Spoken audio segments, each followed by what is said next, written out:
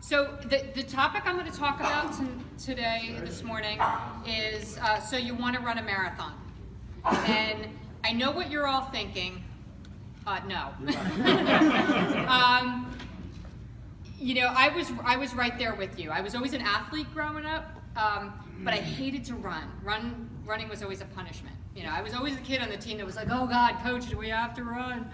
I actually played NCAA soccer and somehow avoided running. Is that possible? I was the goalkeeper. I specifically became a goalkeeper so that I could avoid running. I mean, even in college, I was like, okay, I'm gonna go do my drills, you guys go run. I was the team captain and I would not run. But suddenly I found myself 30 years old, kind of looking for an adult sport, and I wound up taking a public relations course at NYU for a certificate program, and it was taught by the woman who was the head of public relations for the New York Roadrunners Club. So all the course materials were about the New York City Marathon, and of course I found myself, the competitor that I was, going, wow, that's kind of cool, I could do that. Like, wow, all those people do that. No, I'm not doing that, I should be doing that. And I mean, never mind that I couldn't even run to the end of the block at that point, but 2.5 years later, I ran my first marathon. And since then, I have logged, and that's been like 20 years, since then I've logged about over 1,500 miles. I've done over 250 races, including 39 half marathons and 7 full marathons. So I've surprised myself. Thank you. Yeah. And I really want to talk to you about how running a marathon changes your life. It's a phenomenal experience. You know, I mean, I kept running because, you know, when I started training, and I didn't start with the marathon. A speaker came from the class, and I, you know, wound up running the corporate challenge because they talked about that, and that was a 3.5 mile corporate run, and it was the first, you know, it was a good stepping stone, and I worked my way up to the marathon. But in learning to run, you know, I got that runner's high, that, you know, all the endorphins, and it made me really feel good, and that's why I continue to run. You know, not everybody likes to run. According to Running in the USA, they keep stats on this, only 5% of Americans have run any kind of a race in the last year, and only half of 1% are marathon runners. And I think there should be more because, like I said, it does change your life. So, you know, will you know, not running the 26.2 miles have a positive impact? Absolutely. All the, you know, the points that I'm going to talk about certainly can be achieved by just running, but there's something about that 26.2 miles, not only, you know, accomplishing that distance, but also the training that goes into it requires a lot more dedication and discipline and mental fortitude than any other distance. So, okay, so what does crossing a marathon finish line do to change your life? Well, so the obvious is that it'll give you better physical health. There'll be no issue making your step goal. Okay, I don't know if any of you track your steps, but we're shooting for about 10,000 steps a day. When I ran the New Jersey Marathon a year and a half ago, I logged 53,000 steps in one day. So you also will not have any trouble meeting the American Heart Association's guidelines for cardiovascular health. They recommend that adults get 25 minutes of vigorous exercise 3 days a week. When I'm training for a marathon, I'm running, and I'm not a crazy runner, so I'm only maybe averaging 30 miles a week. You're getting your vigorous exercise, whether you try or not. Having a fitness level of a marathon also helps you recover faster. In 2014, I was training for the New Jersey Marathon. And I was 11 weeks into a 15-week training program when I was diagnosed with a stage 1 invasive breast cancer. And you know, first of all, I did what every, you know, newly diagnosed person does. I went to the internet for answers and found a lot of stuff that scared the heck out of me. So I signed up for the Chicago Marathon instead because I wanted a plan B. That was in October. The New Jersey Marathon was in April, and I wasn't sure, you know, how things were going to work out. But I talked to my surgeon, and he felt that running the marathon first, delaying the surgery for a couple of weeks was a good thing. So I ran the marathon and had a lumpectomy 10 days later. And I walked into surgery, and the first thing the surgeon said to me was like, "How'd you do in the marathon?" And I told him that it was the first time I ever finished in under 4 hours, and I had done really well. And the whole like surgery crew like cheered for me, and it was just a really great way to go into it. But it also allowed me to recover faster. I went into that surgery in really, really great shape, and you know, after I went back, and thankfully everything came back clear, and I was, you know, ready to get healthy again. But the surgeon told me that I needed to take 8 weeks off from running, and he must have saw the look on my face. And he said, "Okay, well, you're in pretty good shape, so let's say 6 weeks." And then I had gone back to my primary care physician, who's a triathlete, about 2 weeks after my surgery, and she said, "You got to get in the pool. You know, you need to start working your arm muscles and stuff like that." So she got me back in the pool 2 weeks after my surgery. So I started swimming. And then when I went back to my oncologist and told her that the surgeon had told me I couldn't run for, you know, for 6 weeks, she had me back running in 4 weeks. And then when I went back to the surgeon, he's like, "Wow, you healed up really, really well." So all my doctors were telling me that I did just so much better than the typical patient that they deal with because I was a runner and I was physically fit. So I will also tell you that running keeps you young. People in my running club just surprised the heck out of me. First of all, when you're a runner, everybody knows how old you are because when you sign up for a race, you have to tell them because we compete in age groups. But I don't always pay attention to stuff. And I was at a New Year's Day race fairly recently, I guess last year. The Fairlawn Sunrise Rotary puts on the first day 5K, which is a really, really great event, great way to start the new year. And it's not too early, it's like 11 o'clock. So I was standing there waiting for this race to start, and I said, "Oh, I'm going to be in a new age group this year." And he said, "Me too." And I said, "Oh, you're turning 60 this year?" And he said, "No, 70. And you know, it just really blows me away when I see, you know, how young people actually look. Maybe the gray hairs and the crow's feet give it away, but I'm 52. And the oldest marathoner finished the Mumbai Marathon in January of 2016, a man by the name of Foya Singh. He finished it just 4 weeks shy of his 105th birthday. Oh, wow.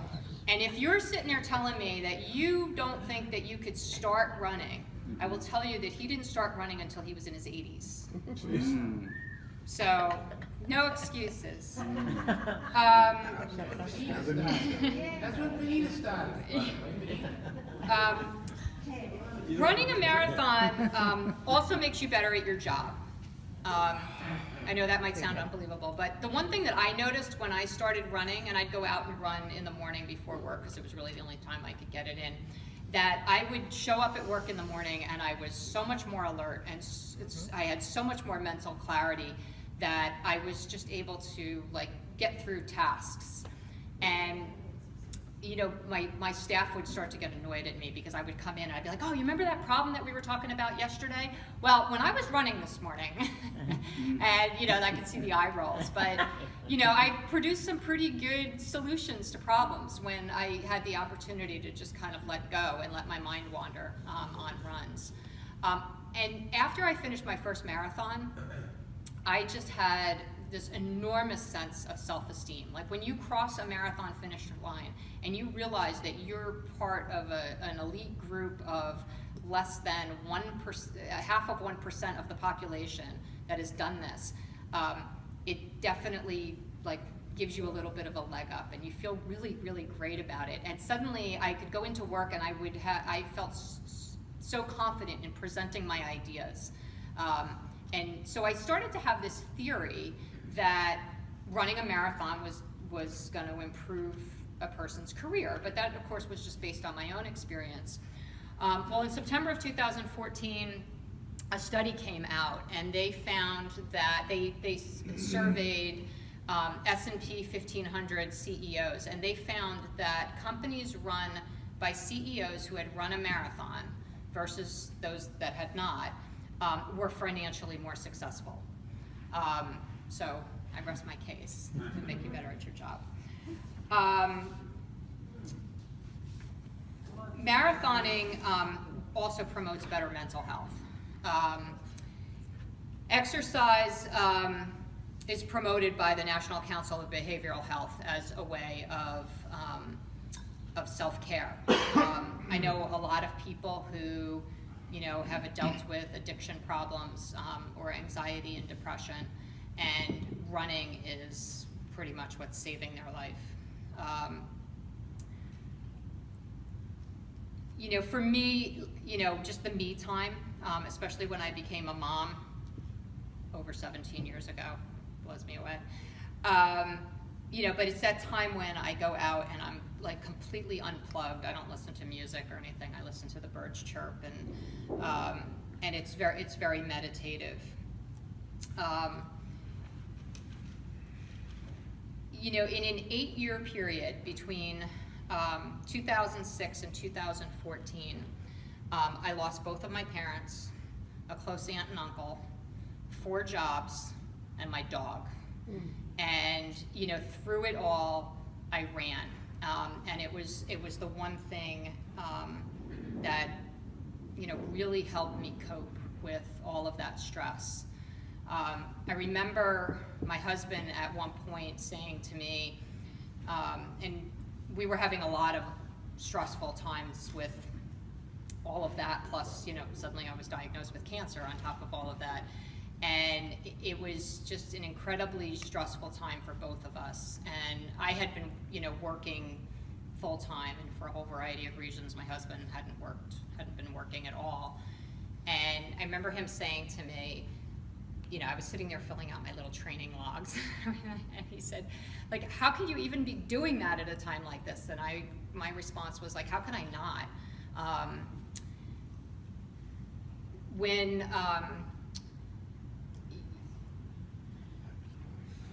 Right about 6 weeks after after I finished radiation treatment, my husband died by suicide. And I'm not at all promoting that he would still be alive if he was a runner, but I'm alive today because I'm a runner. And running really allowed me to cope. I mean, I'm here today, and I'm physically healthy, and I'm mentally healthy, and I have restored my passion for life because of running, and particularly because of running marathons. The other thing, the last thing that I feel running a marathon does is help you lead a more fulfilling life. I've traveled a lot of really interesting places because I use marathoning as a travel destination. But I've also raised money for charity. With the marathons and half marathons that I've done, I've raised close to $100,000 for a variety of charities. After my husband's death, I had told you I had signed up after my cancer diagnosis for the Chicago Marathon. Well, that actually would have been the weekend that he died, so it was a good thing that I had deferred it to the following year. But that gave me a year I'm sure you've all lost somebody in your life, and you're always trying to get to that, get over that hump to get to that first year anniversary. And training for the marathon that year and raising money allowed me to cope personally. It gave me an opportunity to tell my story, and it also allowed me to honor my values of, you know, promoting better mental health and honoring his memory. So I finished the Chicago Marathon. I raised close to $10,000 for the American Foundation for Suicide Prevention. I know a lot of people who've been motivated to run marathons because of raising money for charity. People who, you know, were sitting on the couch and, so, you know, went from 0 to 60 and suddenly running a marathon because, you know, they have a sick kid in their family, or, you know, they want to honor the memory of a loved one by raising money. So I would love for you all to run a marathon. I don't know that you will. I'm realistic. With, you know, only half of 1% of the population running marathons. But I urge you to run your marathon. Find out what that is. It may be just a 5K, but it may be something completely different. Just do something that will give you a sense of achievement beyond anything else. Just something that will, you know, yeah, check off all the things on your bucket list, but put like a really stretch goal up there and do something just really, really fabulous. And if you need help, my brochures, I put my brochures on the tables. So, and if you have any questions, Ron. How are your knees? Because that's what holds me back, because I'll run and then I got to stop because... Yeah, you know, it's interesting that you say that. When I played sports in school, like when I always had knee problems, and when I got out of college, that was always my excuse for not running, is that I have bad knees. Well, I started doing a lot of like weight training first, and I built up my, you know, my leg muscles. Running is not the sport that hurts your knees. It's all the side-to-side stuff. It's the tennis, it's the basketball, it's skiing, and all of that. If you have problems and you don't, you know, build up all your, you know, your muscles to support your, like, core strength is really important. You know, it's really conditioning. The other thing that's really bad for your knees is inactivity. So. Well, I stay active anyway. Yeah. I do it, and I take that stuff's supposed to build up your cartilage. I take that every day. I don't know if it's a placebo or not, but I take it. Well, you know, I like to hike. I do a lot of hiking instead of the running. Well, you can, I mean, it sounds like you're pretty physically fit.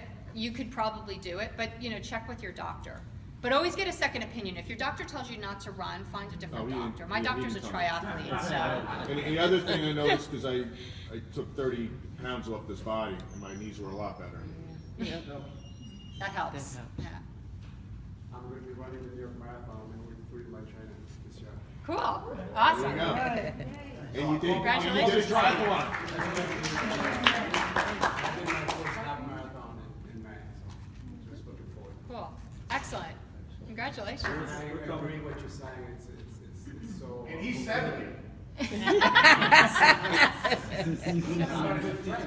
it's the running is amazing. It's changed a lot of my energy, my outlook, and helped me de-stress. And it's been great.